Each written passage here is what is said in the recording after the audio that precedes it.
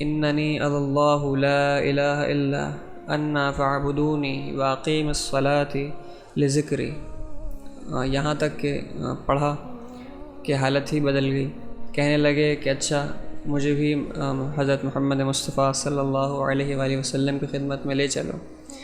یہ الفاظ سن کر حضرت خباب رضی اللہ تعالیٰ عنہ اندر سے نکلے اور کہا کہ اے عمر رضی اللہ تعالیٰ عنہ، تجھے خوشخبری دیتا ہوں کہ کل شب میں نے حضور اقدس صلی اللہ علیہ وآلہ وسلم کو دعا مانگتے دیکھا۔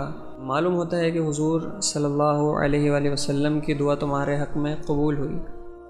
حضرت عمر رضی اللہ تعالیٰ عنہ کا اسلام لانا مسلمانوں کی فتح تھی، اور ان کی ہجرت مسلمانوں کی مدد تھی، اور ان کی خلافت ایک رحمت تھی۔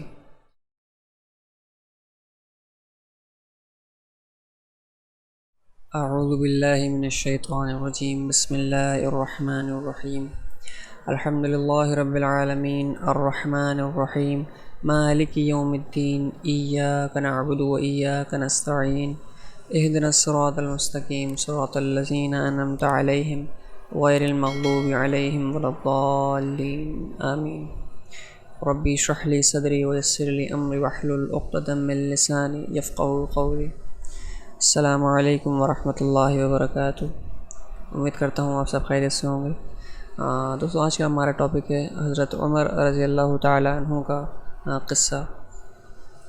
حضرت عمر رضی اللہ تعالیٰ عنہ جن کے پاک نام پر آج مسلمانوں کو فخر ہے، اور جن کے جوش ایمانی سے آج تک کافروں کے دلوں پر خوف ہے۔ اسلام لانے سے قبل مسلمانوں کے مقابلہ اور تکلیف پہنچانے میں بھی ممتاز تھے۔ نبی اکرم صلی اللہ علیہ وآلہ وسلم کے قتل کے در پہ رہتے تھے۔ ایک روز کفار نے مشورے کی کمیٹی قائم کی کہ کوئی ہے جو حضرت محمد مصطفیٰ صلی اللہ علیہ وآلہ وسلم کو قتل کر دے۔ عمر نے کہا میں کروں گا۔ لوگوں نے کہا کہ بے شک تم ہی کر سکتے ہو۔ عمر تلوار لٹکائے ہوئے اٹھے اور چل دیے۔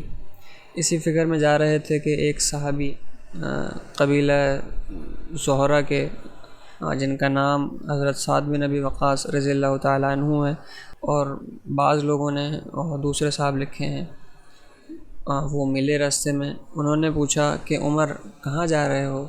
کہنے لگے کہ حضرت محمد مصطفیٰ صلی اللہ علیہ وآلہ وسلم کے قتل کی فکر میں ہوں، نعوذ باللہ۔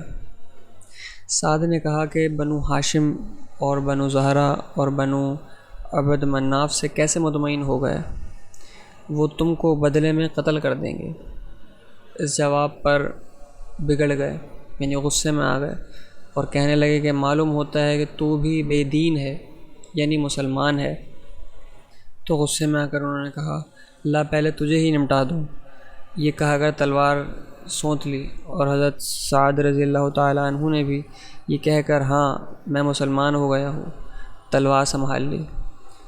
دونوں طرف سے تلوار چلنے کی تھی کہ حضرت سعد رضی اللہ تعالیٰ عنہ نے کہا کہ پہلے اپنے گھر کی طرف تو خبر لے، یعنی پہلے اپنے گھر کی طرف تو دیکھ، تیری بہن اور بہنوئی دونوں مسلمان ہو چکے ہیں۔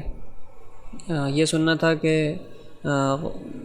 غصے سے بھر گئے اور سیدھے بہن کے گھر گئے۔ وہاں حضرت خباب رضی اللہ تعالیٰ عنہ، جن کا ذکر ہمارے چھٹے ٹاپک میں گزرا ہے، جو کہ کواڑ میں بند کیے ہوئے ان دونوں میاں بیوی کو قرآن شریف پڑھا رہے تھے۔ حضرت عمر رضی اللہ تعالیٰ عنہ نے کواڑ کھلوائی۔ ان کی آواز سے حضرت خباب رضی اللہ تعالیٰ عنہ تو جلدی سے اندر چھپ گئے، اور صفحہ بھی جلدی میں باہر ہی رہ گیا جس پر آیت قرآنی لکھی ہوئی تھی۔ ہمشیرہ نے کواڑ کھولی۔ حضرت عمر کے ہاتھ میں کوئی چیز تھی جس کو بہن کے سر پر مارا، جس سے سر سے خون بہنے لگا، اور کہا کہ اپنی جان کی دشمن تو بھی بددین ہو گئی، یعنی مسلمان ہو گئی۔ اس کے بعد گھر میں آئے اور پوچھا کیا کر رہے تھے اور یہ آواز کس کی تھی؟ بہنوں نے کہا کہ بات چیت کر رہے تھے۔ کہنے لگے کیا تم نے اپنے دین کو چھوڑ کر دوسرا دین اختیار کر لیا؟ بہنوئی نے کہا اگر دوسرا دن حق ہو تب۔ یہ سننا تھا کہ اس کی داڑھی پکڑ کر کھینچی اور بے تحاشا ٹوٹ پڑے، خوب مارا اور زمین پر گرا کر خوب مارا۔ بہن نے چھڑانے کی کوشش کی تو ان کے منہ پر ایک تماچا اس زور سے مارا کہ خون نکل آیا۔ وہ بھی آخر عمر کی بہن تھی۔ کہنے لگیں کہ عمر، ہم کو اس وجہ سے مارا جاتا ہے کہ ہم مسلمان ہو گئے ہیں۔ بے شک ہم مسلمان ہو گئے، جو تجھ سے ہو سکے کر لے۔ اس کے بعد حضرت عمر رضی اللہ تعالیٰ عنہ کی نگاہ اس صفحے پر پڑی جو جلدی میں باہر رہ گیا تھا، اور غصے کا جوش بھی اس مار پیٹ کے بعد کم ہو گیا تھا، اور بہن کے اس طرح خون سے بھر جانے میں شرم سی محسوس ہوئی، اور شرم بھی جو ہے وہ آ رہی تھی۔ کہنے لگے کہ اچھا مجھے دکھاؤ یہ کیا ہے۔ بہن نے کہا تو ناپاک ہے اور اس کو ناپاک ہاتھ نہیں لگا سکتے۔ ہر چند اصرار کیا مگر وہ بے وضو اور غسل ان کا نہیں تھا کہ دینے کو تیار نہ ہوئی وہ صفحہ جو ان کے ہاتھ میں تھا۔ حضرت عمر نے غسل کیا اور اس کو لے کر پڑھا۔ اس میں سورہ طہ لکھی ہوئی تھی۔ اس کو پڑھنا شروع کیا، اور جیسے ہی پڑھنا شروع کیا، اننی اللہ لا الہ الا انا فاعبدونی واقیم الصلاۃ لذکری، یہاں تک کہ پڑھا کہ حالت ہی بدل گئی۔ کہنے لگے کہ اچھا مجھے بھی حضرت محمد مصطفیٰ صلی اللہ علیہ وآلہ وسلم کی خدمت میں لے چلو۔ یہ الفاظ سن کر حضرت خباب رضی اللہ تعالیٰ عنہ اندر سے نکلے اور کہا کہ اے عمر رضی اللہ تعالیٰ عنہ، تجھے خوشخبری دیتا ہوں کہ کل شب میں نے حضور اقدس صلی اللہ علیہ وآلہ وسلم کو دعا مانگتے دیکھا، اور دعا میں فرما رہے تھے کہ یا اللہ، عمر رضی اللہ تعالیٰ عنہ اور ابو جہل میں جو تجھے زیادہ پسند ہو اس اسلام کی قوت عطا فرما۔ یہ دونوں قوت میں مشہور تھے۔ معلوم ہوتا ہے کہ حضور صلی اللہ علیہ وآلہ وسلم کی دعا تمہارے حق میں قبول ہوئی۔ اس کے بعد حضور صلی اللہ علیہ وآلہ وسلم کی خدمت میں حاضر ہوئے اور جمعے کے دن جمعے کی صبح مسلمان ہوئے۔ ان کا مسلمان ہونا تھا کہ کفار کے حوصلے پست ہونا شروع ہو گئے، مگر پھر بھی یہ نہایت مختصر جماعت تھی، اور وہ سارا مکہ بلکہ سارا عرب اس لیے اور بھی جوش پیدا ہوا، اور جلسے کر کے مشورہ کر کے ان حضرات کو ناپید کرنے کی کوشش ہوتی تھی، اور طرح طرح کے تدبیریں کی جاتی تھیں۔ تاہم اتنا ضرور ہوا کہ مسلمان مکے کی مسجد میں نماز پڑھنے لگے۔